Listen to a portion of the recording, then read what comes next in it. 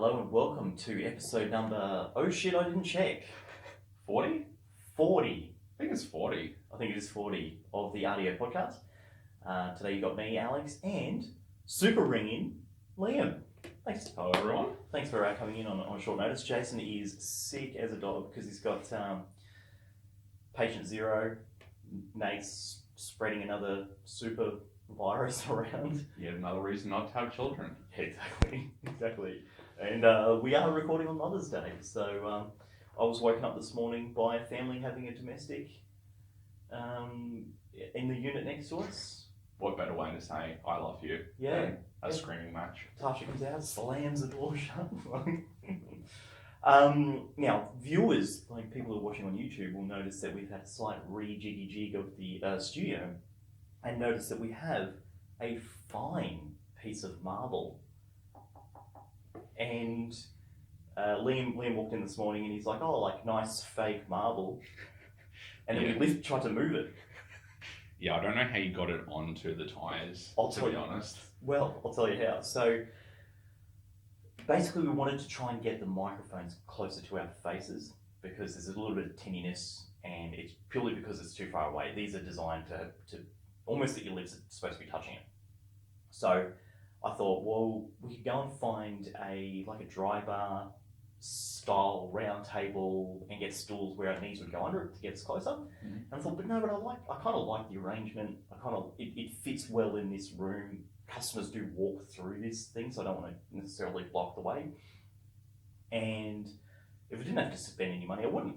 No, this lovely free Jenga is superb. Well, so I was sitting down Friday, and I thought before I go, I was looking at Marketplace. So before I physically go out and get something, how about I just have a look around the shed first? Mm-hmm.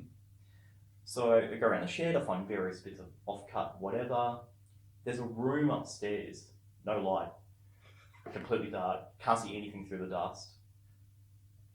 And I see this black box, and I tap on it, there's wires coming out of it. Right. And I thought, okay, it looks like an old school telephone pickup exchange or something like that. So I give it a tap, and it is rock hard. It is marble hard. So I go get a rag, like a wet rag, and I wipe it down. I'm like, this is marble.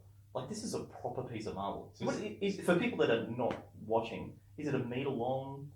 Oh, yeah. It's what you would put on top of let's say you had a marble bench top. You'd sit this on top of that marble bench top to give you a raised section so you could store stuff underneath. And I've just got it set here upside down. So anyway, I thought, I'll lift it up myself. No way. I've got like a trolley dolly thing to slide under cars. I bring that up. It almost blew the wheels out of that thing when I got it on. So this is coming from upstairs? Upstairs. Okay. Yeah, so, and I was totally thinking I was going to do it myself. And I thought, if I'm here by myself, if I fall down the stairs with a metric ton of marble on top of me, no one's coming to save me. No. So, until my rent's due. So, I go next door to the gym, best place to look for muscly people, and one of the girl trainers is there, and I said, how up are you feeling to picking up something really, really heavy? She's like, yeah, I'll let it go. And she looks at it, she goes, that doesn't look that hard, and as soon as she got her fingers under it, she's like, yeah. Oh, that is heavy. Reality, yeah. And when we sat it on the tyres, I heard some air expel. That's how heavy it is. Yeah, she's solid. Yeah. So, and we have got a bit of a plant arrangement in the centre, which I'm not entirely happy with. It's not very symmetrical, but the other plant that I have got that's very symmetrical has dark leaves, so it makes the setting too dark, in my opinion. So, well, we got ebony and ivory today. Got the black and white contrast. Yes, we do. Yeah, we do. We thought that part out with It's very much our personalities. My pure luck. But I thought we'd take this opportunity. I wanted to have a little bit of a nerd out, and it started when you sent me a link to Citizen bringing out a range of Star Wars watches. Mm-hmm. So in my mind, I was like, that's great. I went straight to the link, and then I went straight to the shop because I was going to buy all of them. Was there 8 or 12 or something? There was a lot. Yeah, I think they already have some in production, but they had released another 4 or 5 like with the new movies. So they had like a BB-8 and a few X-Wings and things like that. But Right. yeah, I think they released 3 now and another 4 in September. So I was gonna- it's about 12. I was going to buy all of them until I saw that they were $350 US each. US, yeah. Yeah, and I think that's mental. So I want to know, like, what is the cost of a brand? Is it because the watch I'm wearing now? I'm wearing a Casio watch, and I wore this on purpose so I could tell this story. Mm-hmm. So these are for sale here for say $50 to $65. Mhm. Okay, I bought this in Japan from a normal department store on the rack for $13. And I said to the guy, I've got Tasha, I'm like, oh, these are really cool retro Casio watches. Mm. He didn't know what retro meant, because then I realised they've just been in production ever since the 70s and 80s. They've never stopped. Exactly. I think it depends on, well, I guess there's a lot of things to go with a brand. I mean, look at brands like, Supreme. Their leather is no different to any other leather that is coming out, but a wallet's $3,000 just because it has Supreme around it. It can be a number of things. So, this Citizen watch isn't better than any other watch, but it's Star Wars related, so it's going to pull on the heartstrings of a Star Wars fan. But that Citizen watch, you can buy a normal version of that exact watch without any of the branding on it, without any of the Star Wars branding on it. It's a $85 to $100 watch. Yeah, exactly. But so does it make it 3.5 times the price? No, but I mean, look at cars. You buy a standard white car, and it's $800 cheaper than getting a red one. Is the red one any better? But it's yeah, that's true. That is true. There are some physical changes, I suppose, and there is something. But using your analogy, it's like buying the white car is $20,000, and the red car is $45,000 as a proportion of the price. Yeah, I guess so. But again, I think I didn't look that much into them. Are they a limited run or is they're limited. Okay, so that has some value, I guess. But I think you're just purely capitalizing on a feeling, really. Yeah. That's all it is. We've moved so much further from watches being a timepiece. I mean, I've got an Apple Watch on today. Yeah. This thing is far removed from just telling the time. I can make phone calls on it. I can listen to Spotify on it. I can track my steps. I can play games on it. Yeah. The amount of times I actually use it to just tell the time, we just don't do it anymore. So I do. Well, you do. But I think these days manufacturers have to come up with something that's different from just a timepiece. See, I tried the smartwatch. I'm a watch guy. Mm-hmm. I like watches. I've got a few, and the thing I don't like about the smartwatch is that the times that I wanted to tell the time is when it didn't want to tell me the time. So I think the battery tech wasn't that good. So the Samsung watch I had at the time would have a blank screen. Like I noticed your screen is always on. Yes, that's the latest version of the Apple Watch. Right. Essentially, they spent a lot of time working on improving battery life, so they have a constant on screen. Whereas it did previously, it wouldn't activate until you physically sort of held it up. You couldn't like glance at it or anything like that. Yeah, so that's something they worked on. So obviously, feedback from someone like you, even though it's a different brand. Yeah. I know it's annoying having to actually activate my watch. And see, I had to like get that flick, that wrist flick. Yeah. Sometimes, and I'm sitting there like flick on my wrist. I'm like, why are you flicking your wrist? Oh, I know what time it is. It was idiotic. So I still like old school watches, and I still love the mechanics in it. I like the way that they look. I like the clear display, and I don't know. I still feel like the overly digitized device on your wrist is like 80s nerdy. It is. I mean, again, like, looking at your watch today, that, you said it's $16 in $13 in Japan. Yeah. And what, $60 here in Yeah. Australia. I guess you got to look at the market. That's just a watch to them, whereas in westernized cultures, that is a cool, nerdy thing. Yeah. It does add value in that retrospect as well. Because I mean, that's a watch that I would like as well, because it does seem, you know, Back to the Future sort of thing. You know, Yeah. you can imagine Michael J. Fox walking around with, you know, this digital watch. It says electroluminescence on it. You push a button and a light goes on, but the light is like an old school. You got to hold your hands together and peek through it. You can't see. Yeah, it adds no value. It adds no additional functionality. But no, I did think that was. So I might buy one, but now I have to decide on which one you want. Yeah, That's tricky. yeah. Because this might sound super lame, but I've seen some of these branded items before, and I've wanted certain ones, but I haven't because the character I like is a bad person, and I don't want to be perceived as a bad person. Interesting. So my two favorite characters in Star Wars, Darth Maul and Cad Bane. So who's Cad Bane? He's a bounty hunter. So he's prevalent in the, I don't know if you've watched the Clone Wars animated I series. watched some of it, but then I realised I'm 35 years old and shouldn't be watching cartoons. Yeah, but that's... I know. You're right. Attributing an age to it, that's disgusting. I don't want to hear that. You're right. But they're both bad guys, essentially. And they're both my favourite characters, I think, because they're more dynamic. Sure. So it's easy to get behind someone who's, you know, the good guy. They've got good morals and things like that. But the ingenuity that some of these bad characters bring into it is far more interesting to find the motives. You know, you can easily find the motive as to why someone's good. They're just a good person. But learning the psyche as to why someone's gone in a different direction, that's far more interesting to me. It's like, I guess, you know, people are obsessed with these murder series, you know, Ted Bundy and things like that. We don't really care about, you know... There's no documentary about the police officer that took them down. Well, there generally is, because they get a pat on the back for catching them. But no, you don't follow them. What was his name? Who took down Ted Bundy? I wouldn't have a clue. Exactly. No one cares. But well, that's the thing, because we want to know why these people turned or do what they do. It's far more compelling than someone who, you know... Is it because...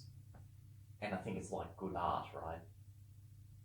A good artist is often looking at the world in a very different way to the majority. So let's say 90% of the world, looks at the world in one direction, and an artist, a really good artist, is the opposite 10%, looking at things in completely different contexts. And I suppose 90% of the world is good, but it's that 10% that's intriguing to us because it is different.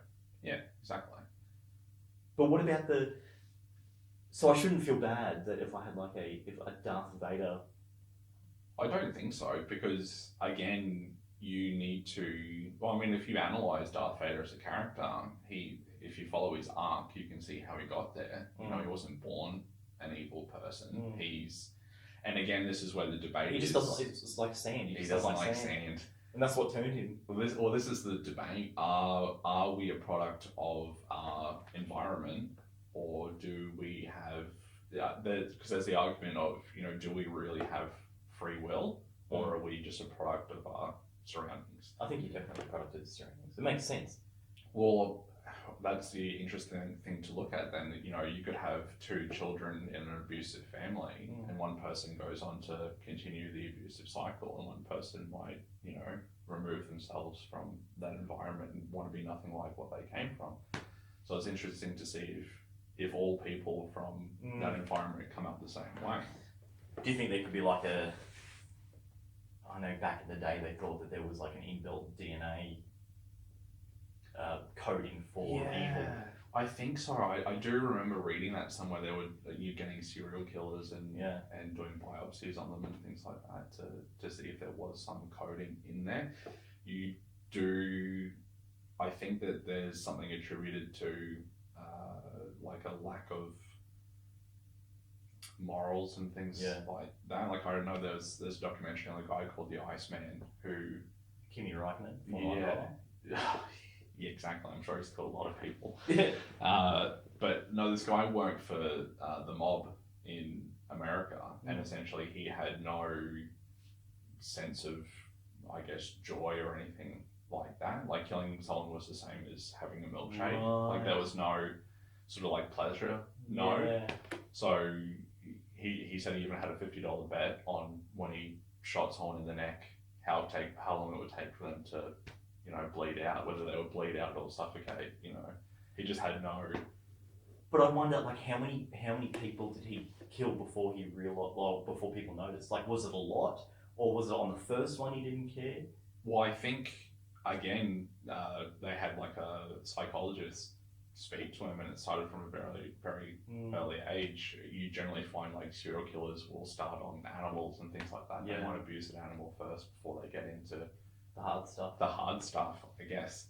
But yeah, it's just interesting. Is that a product of your environment, or is that just your wiring? What goes into it? DNA encoded. Yeah, but It makes a great excuse in court if it does come out. This is true. I It's mean, not my fault. Well, I was guess coded to do that. I guess this is why you have so much of the insanity plea, I guess, rather than people, owning up to it. But yeah, I don't think there's anything wrong with liking Darth Vader.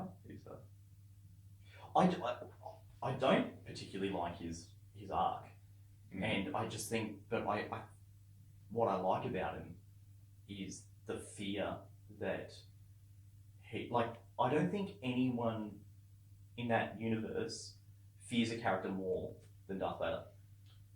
No, that's probably true. Although, see, again, with someone like Darth Maul, if you watch the animated series, he was far more, I guess, cunning in his plans. So Darth Vader was just In your face. Yeah, shock. This is what we're gonna do. Shock and awe. I'm gonna. Don't like it. Yeah, Choke. exactly. I'm gonna turn up and I'm gonna ruin everything. Whereas Maul played like a very political Yeah. game. Instead of with not having the resources to just build a Death Star and shoot a planet, he went over and played the political game to take over a planet that way. So yeah, interesting. Yeah, no, but I think I like the direct conversation. I think that's an yeah. effective way of doing stuff. And look, he got a lot done. He built 2 Death Stars, or one and a half. One and a half Death Stars. Now, speaking of nerding out, I wanted to quickly touch on video games. Mm-hmm. Okay, so who makes Activision? Activision makes the Call of Duty franchise. Mm-hmm. Their Q1 earnings just came out, and if you had to guess how much revenue, now COD's got basically 3 products at the moment: Mm-hmm. Call of Duty Modern Warfare, Mm-hmm. Call of Duty Warzone, Yep. and Call of Duty Cold War. Mm-hmm. Warzone is free. Mm-hmm. So that would have essentially, you've got what, PUBG and Fortnite? Yep, there's the big battle royale games. Exactly, and they are both run off the same system, free. No, PUBG's a paid. Or is it paid? Yeah. Okay, well, so Fortnite then. Fortnite is the king of it's free. So free. Mm. Put it in everybody's hands. Yeah. Make it fun, but make you want more out of it. Yeah. Because they make all that money out of the transactions, Yeah. buying skins and things like that. So guess how much revenue Activision made on those 3 products in 4 months? It'd be silly. I don't know, $20 billion. billion. $20 billion. Okay, so I looked up some stats, right? Because, and I suppose if we have an older audience, I think this is probably more pertinent to young people, because I think young people realise how big it is. Mm. But like, I remember playing video games in the 90s, right?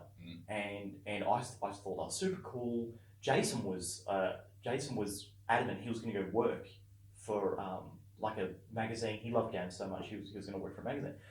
And I remember our parents thought, like, no, it's not a thing. Yeah. You got to, that's toy. I couldn't actually find any data on, like, the 90s video games was all about sales, not sales volumes, but volumes of product, not actual price of product. Mm. But I found some recent stuff, right? Oh no, hold on, mate. I stuffed up that it's not 20 billion, it was 2.2 billion. I was going to say that seems It's a lot. 2.2 I was a lot closer sorry. with my 1 billion. Sorry. Okay, the size of the video game market in 2012 was $70 billion. Right. The size in 2020 was $159 billion. Okay, in 2008, video games, in terms of overall size, overtook movies and books. The highest selling book of all time was Harry Potter, The Deathly Hallows, which did $220 million worth of sales in 24 hours. Mm-hmm. Grand Theft Auto 4 came out in the same year, did $310 million. Well, again, you have to look at, like you said, price point. So a book is what, $20, $30. So a book is generally $20, $30. Right. You wouldn't think, unless you're buying like a limited edition or an encyclopedia where it's, you know, those massive things. Whereas a video game is at minimum $80 off the shelf. But again, it's one of those things. So the interesting thing about high volume of sale is it can be almost counterproductive to a developer as well. It's been 13 years since we've had a GTA, GTA, yeah. because GTA 5 is still the top selling game out there. Yeah, I don't think there's any other game that rivals the volume of copies that GTA 5 still sells to this. Yeah, so day. I think that was. I thought I read 3 billion, but it must be more than that. If Activision can make 2 billion in 4 months. I think GTA 5 is the highest selling digital anything in history. Yeah. And because of that, one, you have to top it with the next one. Yeah. So you've got to spend a lot of time working out how you're going to do that. But also, why compete against yourself? If I'm Rockstar, You are the Rockstar. You're the front man. Why are you gonna? Yeah, I'm not gonna try and. I'm not gonna stop this gravy train to try and start another one. No. Do you know how much it cost them to make that game? No clue. $300 million. Jeez. And this is where something else that they said in that Activision thing was that they're bringing out a new game. Sorry, they are employing 300 new staff just to build a new video game. And I think the product of it is quite, to the outsider, there's no value. My girlfriend would apply no value to Call of Duty except that she gets a TV to herself. So it's not like if you buy a car, right? You make a car, you see the product, you can admire the product at afar, and the enjoyment extends farther than just the user of it. But I feel with video games, it's such a personal thing. You're in it, and I'm the only person that sees the value in that game. It is, and again, you look at the time spent on a video game versus time spent in a car. I spent a lot more hours playing video games than I have in a car. But you know, again, it's perceived value. It's why would you buy the Star Wars watch over the regular watch? Yeah. It's what you see value in. But the model of video games has evolved in such a way, you know, we're getting to the stage of virtual reality now, and that's crossing over into other fields. You know, you have, you know, people practicing surgeries and things now in virtual reality. I don't think that technology would have advanced as far as it has without video games, potentially. So there is a huge market for it. Even I think the military do drills in certain video games and things like that. I was speaking to an aircraft engineer through the week, and he's worked for military in a couple of different countries, and he's adamant that the one downfall of our modern military aircraft is the pilot. And he's like, as soon as you get rid of the pilot, you can make a smaller, lighter, faster. It can turn harder. Like at the moment, he said a pilot can pull 8 Gs like once or twice. And they pass out. Yeah, but he's like, we could build a fuselage that does 15 to 20.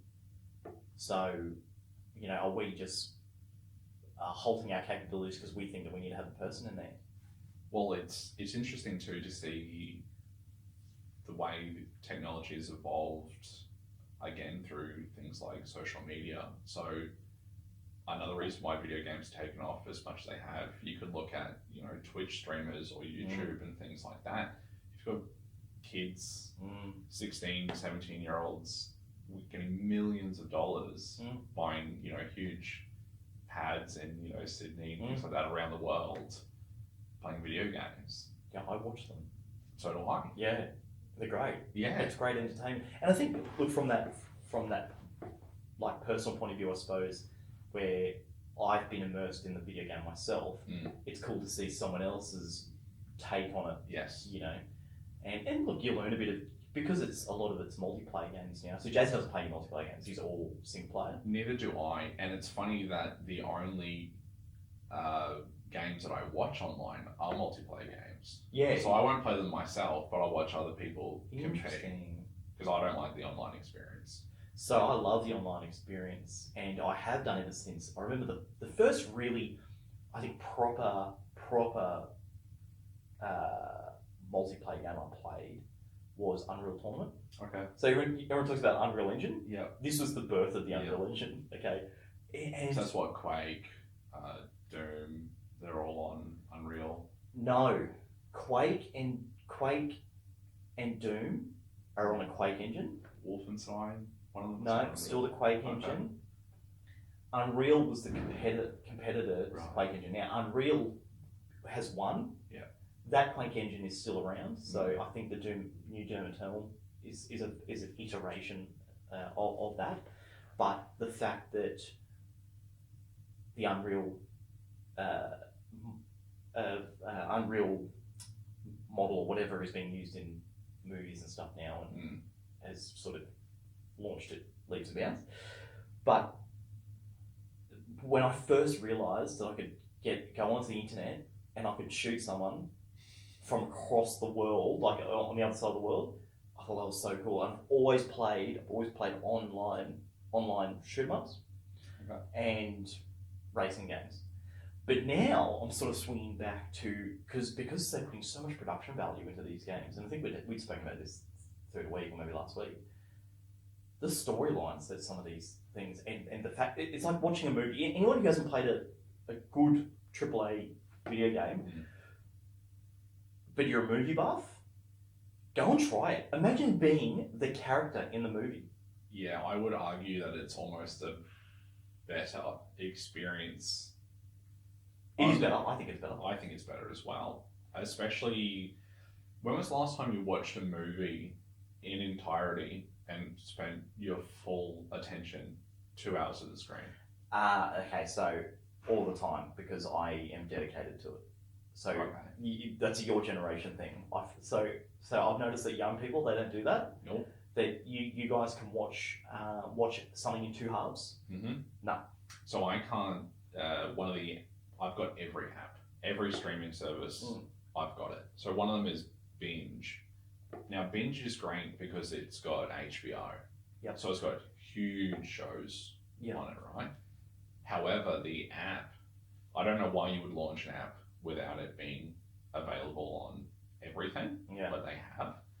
So it's available on only certain browsers, your phone, but you can't have it on like your Xbox or anything like that. You can't. So I Chromecast, Apple TV. Can you push it onto your TV? Yeah, but you have to buy the Apple unit, and I'm not doing that. Yeah. So I have to watch it on my phone, which is okay. So I'll only watch the shows right at the end of the night because I'll put my phone on the bedside table and I'll just watch it until I'm done. But because if I try and watch it during the day, I'm watching 10 minutes and then I'm getting out of the show and doing something else and then getting back into it and watching 5 minutes and then getting out of the show. Yeah, can't do that. That's a young people thing, though. It is. Yeah, because I some of the guys I used to work with, I'd say, go watch this comedy thing on Netflix. And I said, how was it? And they said, oh yeah, I'll watch the other half tonight. I'm like, but you're gonna miss all the references of all the callbacks. Like they're designed to be consumed in one hit, and that's why they said they don't want to do hour specials anymore. They want to bring it down to they reckon the 35-minute special is the way of the future. That's a generational thing. That is, and see, I'm different with comedy. I'll put everything away for comedy. And I think that's because I'm so passionate about it. So I won't watch just someone's special. I'll watch their podcasts. I'll go on YouTube and watch every interview they've ever done. Yeah. And I'll watch them multiple times. So I'm the curator of information of things that I'm interested in. Same thing with bands. I'll know their set list from 1994. So I can, but I think comedy is something where you need to be, because of the craft of how it's made, everything has a purpose and everything has to fit in a certain way. Yeah. Whereas I think with a TV show or a sitcom and things like that, there are times where there's filler, where it's like stuff's just, so I can still know what's happening without being fully there. I can still follow it. Whereas if you're watching comedy and you miss the setup, well, now the joke doesn't work. Yeah, but do you do it with movies?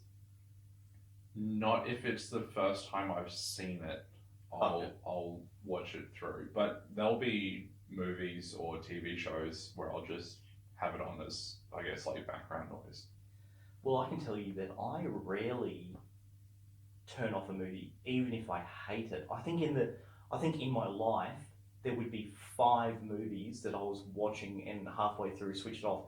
And one of the most recent ones was, I can't remember what it was called. I think my brain's trying to block it out. There was a Hemsworth one. You told me about him hacking. Yeah, it's from 2015, and it was some Chinese-American collaboration movie. And I think what did my head in, A, the acting sucked. B, the storyline was basically what had happened in the what was the previous largest hack was called. It'll come to me. But basically, where they think the Israeli government and the American government put a virus in everyone's computer in the whole world, trying to find an Iranian pump in their nuclear facility to overspin their turbines and blow it up. And that happened. That really happened. Okay. But this movie just used that story, but changed the players in it. Right. And I was supposed to just cop that? Like, that's not your movie, dude. No. Stuxnet is the name of the virus. But if you look at, the common person, especially in America, you see it all the time where Kim will go out and be like, how many states are there? And they'll be like 32. Yeah. They don't know that our government tried to hack into the system, so that's a brand new storyline for them. So you got to pitch to the masses. But I remember looking at my watch and thinking, is this I felt like I've been in there for 2.5 hours, and it was like 45 minutes into the movie, and I said, I'm not doing this, and I turned it off. I'm the same. If I start something, I'm committed to it. So I'm the same with video games. My partner, especially Charlotte, she'll start a game and then that's the end of it. She might play it for 2 days or 3 days. Yeah. If you get stuck at something, it's now. Put it away. Yeah, we don't play that game anymore. Because I remember back in the day, so PlayStation 1. Now, PlayStation 1, so all the other, I guess, game systems before that, Nintendo 64, things like that with the cartridge, you couldn't copy that cartridge. You had to have the cartridge. Sure. Back when the PlayStation 1 came out, you could chip them. Yeah. And you could buy a DVD burner. Yeah. Super expensive back then. My oldest brother bought one. I think it was like $600-700 to buy this DVD burner. But you go to Video Easy or Blockbuster back when they were still a thing. Yeah. And you get your 7 rentals for $10 or something like that. You'd just be loading up on PlayStation 1 games. Yeah. And go home, burn them all. Yeah. Because it's like, well, now I have this game forever. I don't have to return it within 3 days or 7 days or whatever. But again, I always had this decision of what game do I play, in what order, Whereas, like, my brothers would just be like, oh, I'll play this one, see what it's like, and then I'll play that one and see what it's like. It's like, no, I need to commit to this experience before moving on to the next one. Well, I can't say the same thing because I still have not finished Doom Eternal because I'm struggling with it. It's getting so hard, and then the online thing comes out and the boys go on, and I'm like, oh, I want to play with the boys. And then when I go back to Doom and like all the controls are basically exactly the same, but it's completely different. But are the other games that you're playing, are they story based or are they all online? So I basically only play Call of Duty online. So I don't think that's cheating. See, I think that you can have a story based game that you leave, and then you can have an online game. Sure. But I don't think you can start a new story. I've committed to those characters and I want to see how their story plays out. Yeah. I don't want to start on. No, I haven't done that. Yeah, I definitely have not done that. Then you're still faithful. That's I not cheating. haven't cheated. I haven't cheated on Doom Guy. No. So people that haven't played games, I would, and you like movies, have a crack, and just know that the amount of money that's going to these games it's like what was the Avengers movie? Were they $300 million, $400 million Probably. production? They all went to Robert Downey Jr. Yeah. Well, they've even got actors in it now. Like there's known actors that are playing characters in some of these games. So one of the things that we spoke about in the chat with Jason, you and I, was Lord of the Rings, actually, and the amount of innovative methods that Peter Jackson came up with to make those movies what they were. I think they still hold up. I think the trilogy still earned more like Academy Awards than any other movies. And Harry Potter got how many? 3, I think, and they had like 9 movies. Yeah. And Lord of the Rings had 3 movies, and I think they've got 19 Academy Awards. Now that again is, you don't necessarily have to attribute the amount of awards that something got to how good it is. Sure. There's plenty of cult films that everyone hated, but you've got those set of people that love them.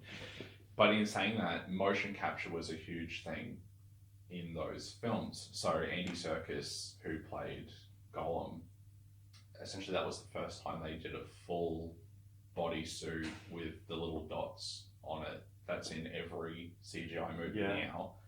That was one of the first movies where they did motion capture. Right. And now that's everywhere. You go into the making of Uncharted, the actors who play, Nathan Drake and things like that.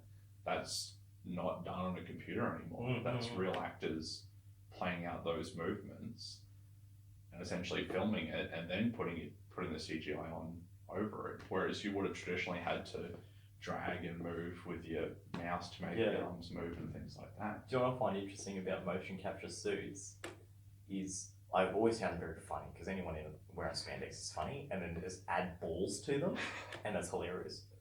Balls are getting smaller over time as well. There used to be the balls of original motion capture suits used to be like tennis balls. Then they went to golf balls, and now they're like little specks. I thought you were talking about the actors. I thought that's all you were looking at. No. It's like it's cold in the studio. But I think that the technology is getting so good, and like I said, you need those big budgets to be able to push the boundaries. Now, I also don't think. I think money and budget can hurt a franchise as well, and I look at franchises like Transformers. Like the first 3 Transformers were great, and then I can't watch the new ones. I can't listen to them because they're too loud. It's just all explosions and super elaborate. Like they're just going, how much money can we throw at special effects? Have all of it. And there's no storyline. I don't even know what the storyline is. I can't differentiate any of the one. Like how many Transformers movies had Marky Mark? Marky Mark, I don't know because I've not watched those ones. Don't bother. I watched the first one and no. Yeah, so that's an example where you can take an excellent franchise and overcook the special effects and ruin it. I think the two best examples from another world, I guess, is Louis C.K. and Dave Chappelle. Mm-hmm. So arguably two of the greatest comedians out there. Yeah. Dave Chappelle, arguably the greatest sketch comedy show that aired with the Chappelle Show. Only 2 seasons. Yeah.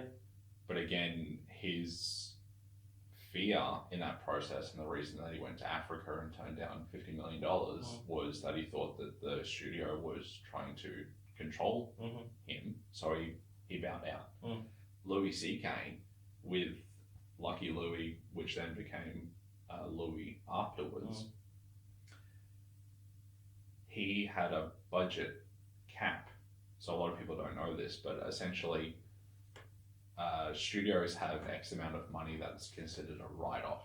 So it might be $250,000. That's a write-off. You can spend that on whatever you want, and we can that money disappears. If it goes over that amount, well then executives need to know what that money is getting spent on. I see. Yep. So you spent $300,000, $400,000, $500,000. Oh, well, what's this money getting spent on? Yep. So essentially, when Louis was making those shows, he said, "I don't want anyone involved. You're not going to know what the show is until I give it to you the week before it airs. Yeah. And then you just put it out. But it'll be cheap." And they go, "Well, we need to know what it's about." "Oh, well, I don't want to do it then." "Oh, well, we want you to make a show." "Yeah, but I don't want you involved." Yeah. So essentially, he found this loophole. He spoke to one of the producers and said, "Well, we can let you do what you want, but it has to be under this budget, and it has to cover salaries, everything."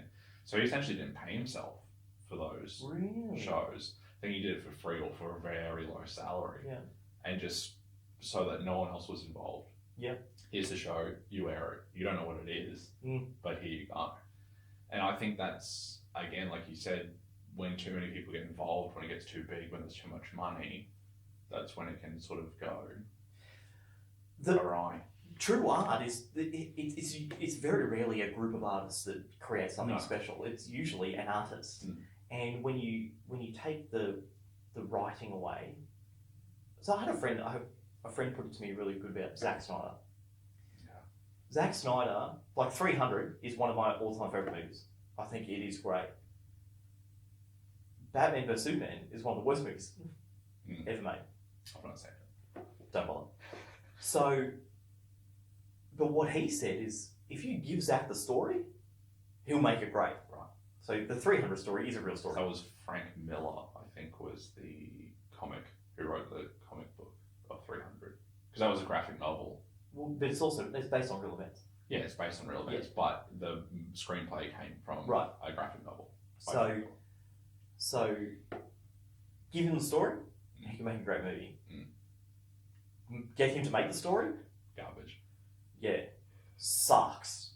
Like sucks. Well, everyone has their talents. Yeah, but wouldn't you know if you're going to dollar up? Well, I suppose you needed to have Batman vs Superman to realise. Yes and no. I think that's so. I'm halfway through the latest Rogan podcast with Dave Chappelle. And Chappelle has discussed this a number of times. I think the first time he mentioned it was on David Letterman. The difference between being a celebrity and being famous. And Joe sort of said, "Oh, well, aren't they the same?" And Dave said, "No." He said a celebrity is someone who is, they're known for being in the spotlight and things like that. So you'll ask them about what brand they're wearing and things like that. Like their goal is to be in the spotlight. Right. They're a celebrity. Someone who's famous is someone who's everyone knows for them doing whatever it is they Okay. do. Yep. So whatever they did has gotten them fame, but it wasn't necessarily the objective to get there. And it can cloud your judgment. So the same thing, if everyone says you're a fantastic director, if everyone's blowing that up your ass for years, you think you can do anything. Yeah. Look at these movies I've made. They've made a huge amount of money. I can go and do this. Yeah. Sometimes you need someone to be like, no, I don't think this is a good idea. Yeah, true. That's what I like about. That's where I think the internet and this decentralization of large amounts of money, I think, is going to do really, really well. So I follow a YouTube series, documentary writer called No Clip. Okay. And it's all Patreon money. Yep. You can just donate, and they do these really high quality documentaries about video games. And production quality is good. They do the interviews, and it's nice to think that you can make something for not a lot of money if you put the thought into it. If you do it right, you can throw a whole lot of money, and sure, you can create a product, but whether it's any good or not, who knows. But I like the idea that now it's easy for a creator to say, hey, this is what I believe in. If you believe in it too, find your audience as your 0.00001% of the population of the world, the entire world, and give me $1 and I'll put this thing together. I think that is cool. Yeah, I think the future markets, you've got Fiverr is a big one. So if you've got an idea, you can meet with other freelancers that'll help you put it together. Patreon, Kickstarter, even. If you've got an idea and you get enough people to support your thoughts, you can now do your passion projects with the support of other people who see the same vision. So I think that's the problem too, is that, again, when you get studios involved, not everyone has the same vision of what something should be. You've just got more points of failure. That's it. And the great example in movies is the Saw franchise. Saw 1 is 10 grand, 15 grand? I think it was 50. Yeah. No, They got a $10,000 grant, I think, from Yeah. or something, and it was 50 grand. But because it was so well written, it is a magic movie. And then Saw 15 or whatever they're up to now, they had unlimited budget. They got Chris Rock. I've not seen. After like the fourth one, I was like, no, I'm not watching this anymore. And they just lost it. And I think, come on, Chris Rock as a detective in a thriller. What's not believable about that? It might get me over. I might watch it because of that. But I think that money. I wonder if there's a scale between money and writing. Because writing's cheap. Let's say writing could be free. If you've got a great idea that's been extremely well written, in a way that can be free. Now, that person, I'm not saying that person's doing that I don't want to take away from the skills of the writer, because that person's probably put their life's work onto it, into a script, and it's probably cost them a fortune in terms of actually producing that. But having a CGI budget of $100 million, because to try and compensate for the script that was written by a friggin' algorithm or something. I don't know. I don't. It's funny because we've spoken about massive video game budgets and how amazing they are. Maybe because they're a generation behind what movies are, I suppose. So they will get to the point where no, Cyberpunk's a perfect example of them going wrong. Raise $300 or $400 million and produce a crap product.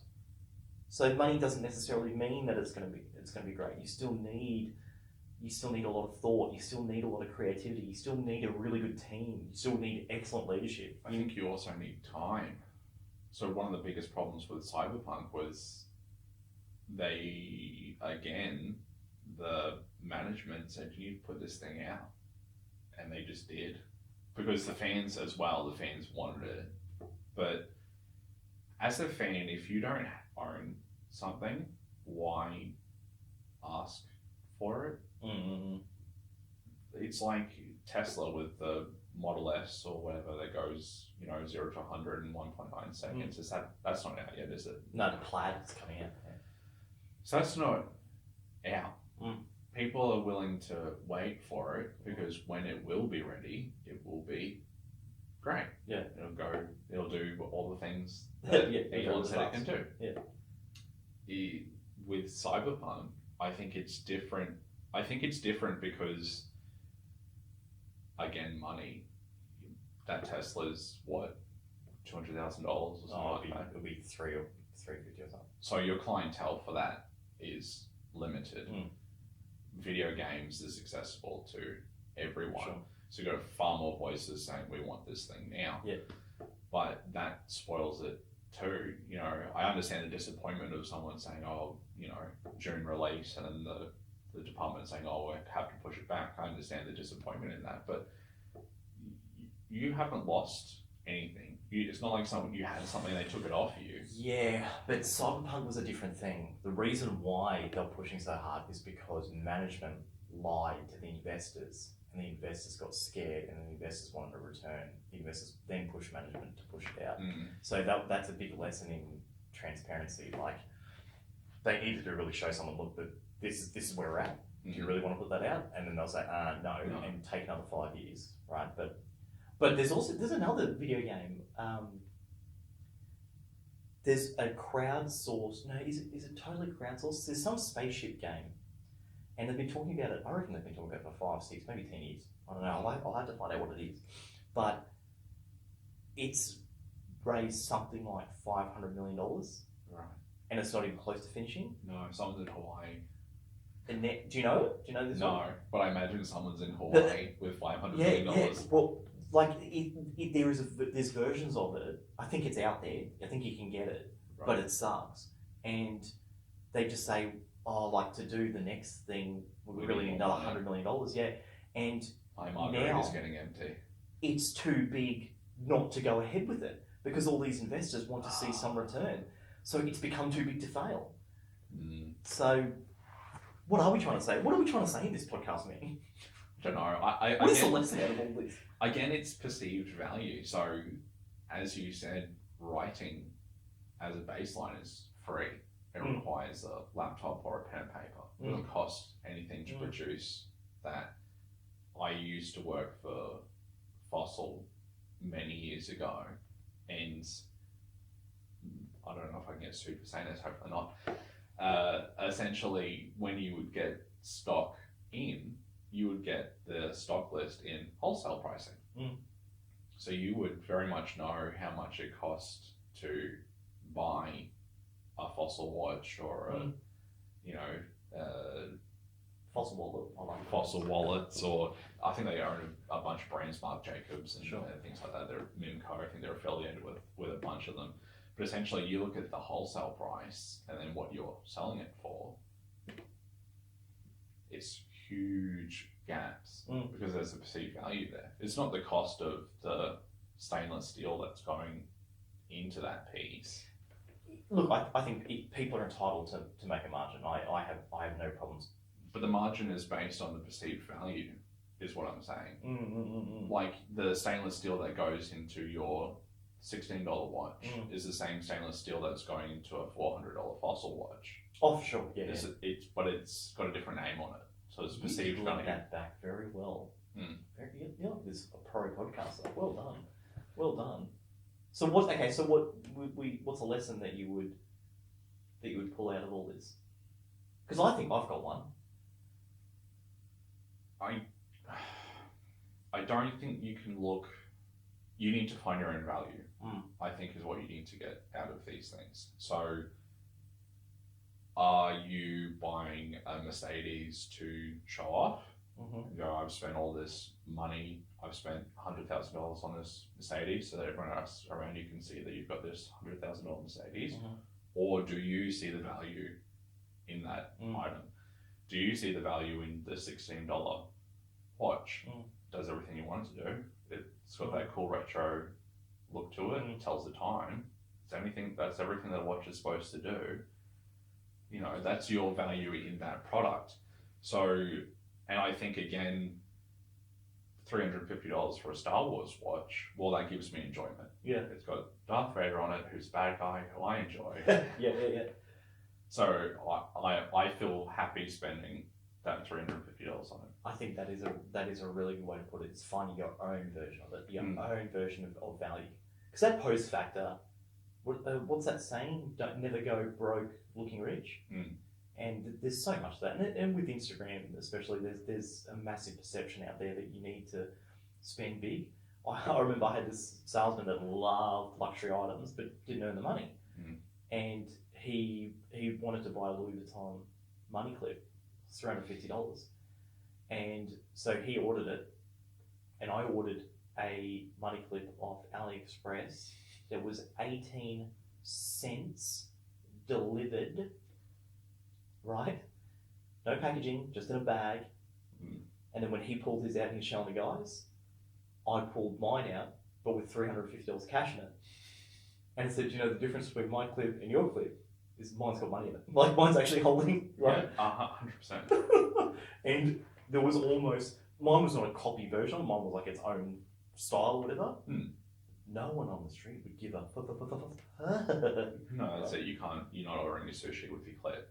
No, right? So find your own. Okay, so there's the lesson. Find your own value. Don't go broke looking rich.